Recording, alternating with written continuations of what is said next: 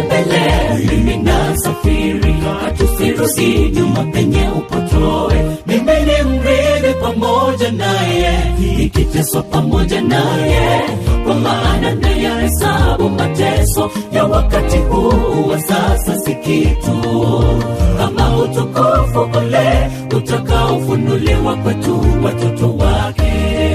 Mbele mbele, mimi nasafiri, hatusirudi nyuma penye upotoe. Mimi ni mrithi pamoja naye, nikiteswa pamoja naye, kwa maana nayahesabu mateso ya wakati huu wa sasa si kitu, kama utukufu ule utakaofunuliwa kwetu watoto wake. Kila kiumbe chenye uhai basi kimtukuze Bwana aliyoyatenda.